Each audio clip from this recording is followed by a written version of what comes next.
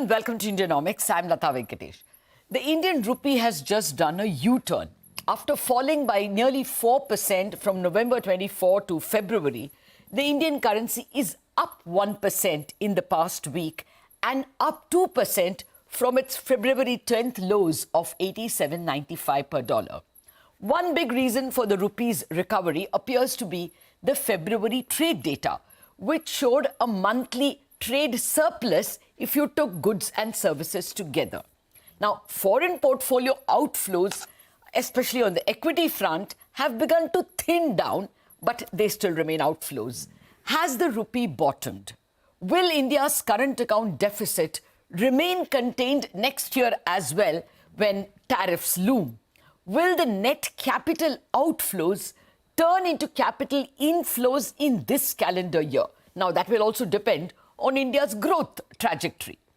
For a 360-degree perspective of growth, rupee and rates, I have with me an elite panel of economists, Samiran Chakrabarty of Citibank, Santanu Sengupta of Goldman Sachs, and Upasna Chachra of Morgan Stanley. Gentlemen and Upasna, thank you very much for your time. Samiran, let me start with you. You are quite convinced that this quarter, Jan, Feb, March, we will post a current account surplus?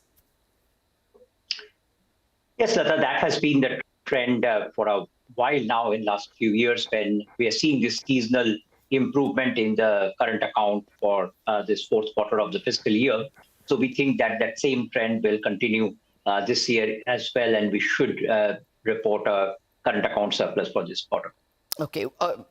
Santanu, what is your sense about this quarter? And more importantly, whether the deficit will remain contained in the coming quarter as well? Your thoughts? Yeah, I would think that, as Samiran said, that, in the last couple of years, you've had this trend of this particular quarter driving into a current account surplus.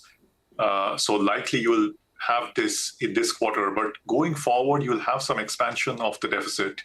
We still think that the external balances from the current account side is going to be relatively comfortable. You're still going to have a strong amount of services exports coming through. Your remittance inflows are good. So we would think that the current account deficit will be contained within 1% of GDP, probably a shade lower than 1% of GDP.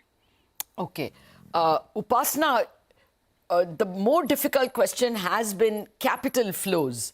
Y'all came out with a strong report on Indian equities and Indian growth. Is there any internal estimate on whether the capital outflows will thin out and we may turn to inflows? If yes, when? That's really a tough question to answer in terms of how capital flows can change. But I think at the margin, what we are sensing is that, and as you also pointed out from the data, that probably some amount of the bearishness from an equity investment perspective is finding a floor. There's more recognition that data is not deteriorating and at the margin improving for India macros, and policy is also moving in direction to support growth. So again, as you highlighted, the growth delta matters for India from a capital flows perspective, and I think there is reason to believe that the second half probably could be somewhere where we would see that growth delta looking better for India versus maybe other economies as well, and that could turn the capital flows picture as well for India. Okay, no, I agree that the toughest question was for you. I mean, it's a difficult one to guess. But Samiran, would you, I think in your recent report you have upped your forecast of rupee. Can you take us through your argument? You believe the rupee is now in a stronger patch than what you perceived a couple of months back? So a few things have happened, Latha. One is that overall, the DXY itself has come down quite substantially from around 108, 109 levels to more like 103, 104 levels now. The second is that because we had allowed a bit of currency depreciation, nominal depreciation, and the fact that our inflation has corrected very sharply has led to the overall 40-country INR RER now back to around the 102 mark, which is slightly lower than even the longer-term average has been on RER. So from a valuation perspective, rupee has moved into a much more fair valuation level than what it was even a few months back.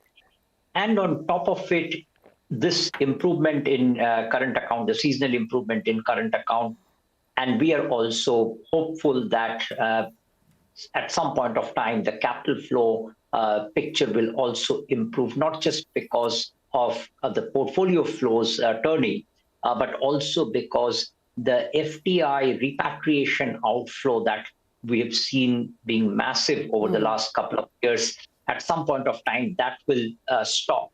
So we are hopeful that for FY26, the net FDI number will look better than what it has been in the last couple of years. We're not yet expecting it to go back to historical trends, but at least some improvement on that front, along with a pickup in the portfolio equity flow, should make the current account look somewhat better, which could also be supportive of rupee. And last but not the least, Citi has a view that oil prices will come off quite materially in 2025, maybe even going towards $60 per barrel by end of the year.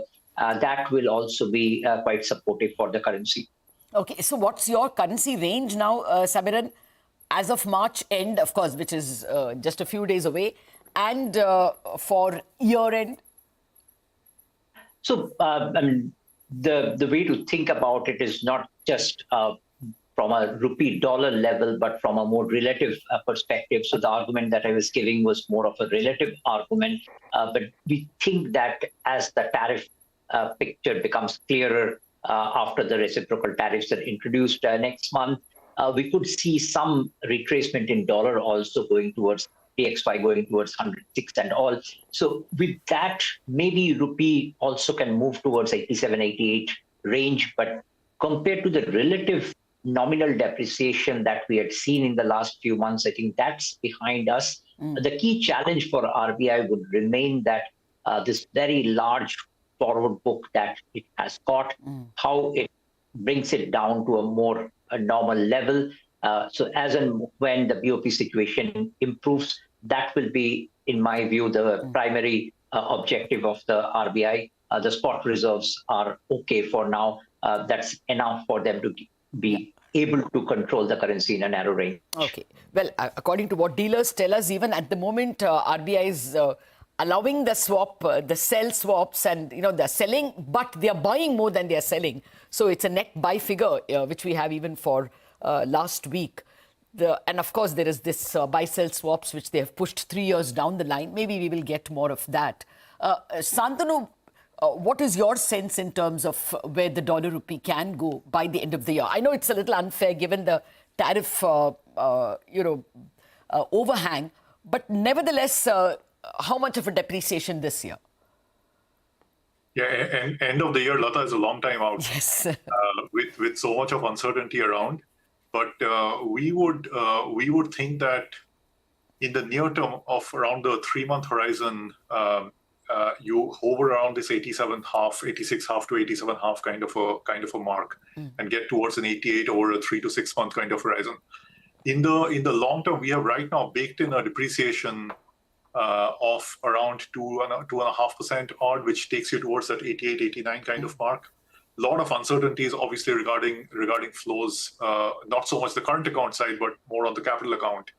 I would just emphasize the point that the short forward book position that the RBI has is quite sizable, and therefore, whatever inflows you're getting through the course of the year, and the role that you use in the forward book will be important in terms of the currency management.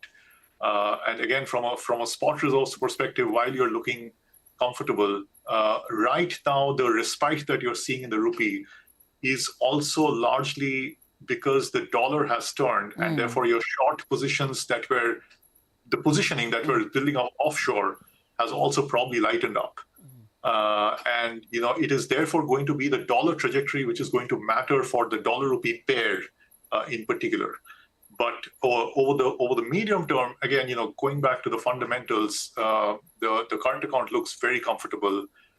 If some of the flows are back, the RBI should be able to manage it, and you're not going to have the requirement for a large depreciation that you had in the previous 3 months, because your vol is right now much higher than what you had in the second half of last year. So the vol adjustment will also be lower through the course of this year.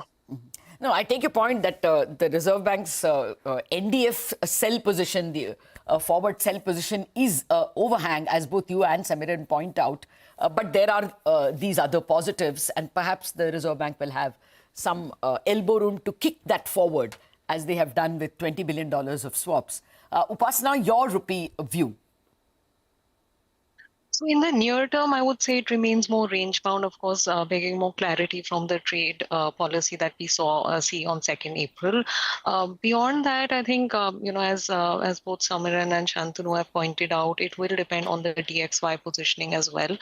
We do have a slight depreciation bias if I have to take the 9 to 12 month view, also in line with what we think probably the CNY could see in terms of some depreciation further in calendar year 25. And that could play a role as well. But the dynamics of the BOP probably are going to be more supportive, as are the inflation differentials. And again, from the worst in terms of the rupee is probably behind us, is how I view it as well. Okay. So would you all go beyond the 88? The maximum I heard here is Santanu saying at the most 89. At the height of the rupee depreciation, people were talking about 90 very freely. Now, even at the end of the year, you guys are only looking at 89. Upasna, what is the in-house view in Morgan Stanley, even if that's not your terrain? What are people talking about, 88 or 89 in the current year? So for us, the peak for USD INR does go to 89. Yes, we don't go past that. And that's more like, 6 months out. Okay. No, I agree that these days calling so far out, as Santanu said, is difficult. But yes, considering where we came from on the rupee, this even at 89, this will be less than a 2% depreciation. And from the height of 87.95, it is only a 1% depreciation, which is low by our historical standards of an average of 3% per month. But let me also get a quick growth view.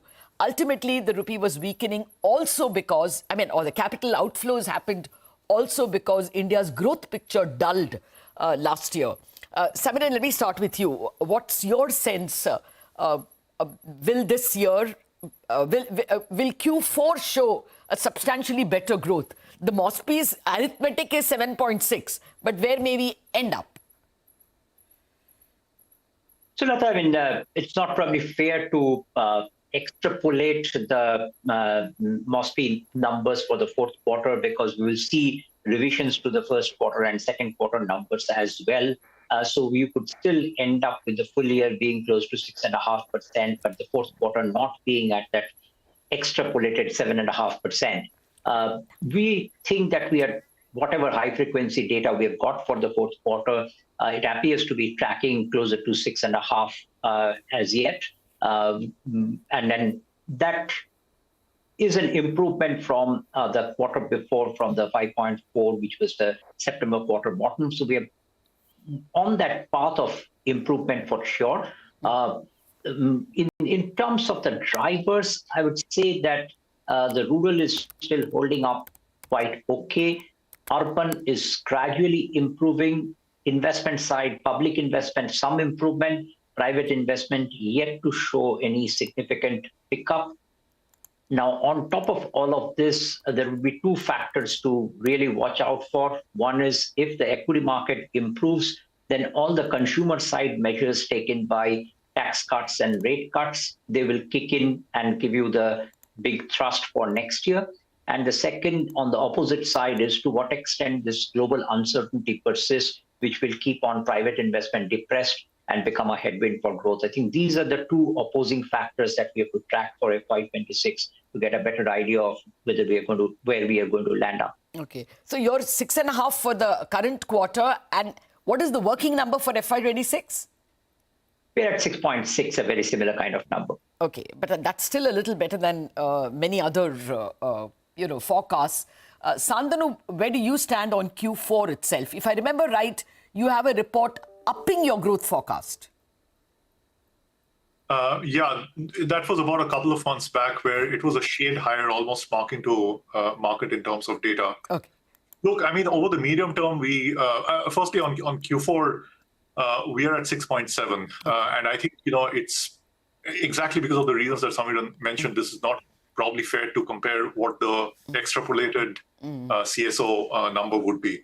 But I think more broadly on the growth cycle, we remain still below consensus at 6.3% year over year for fiscal 26.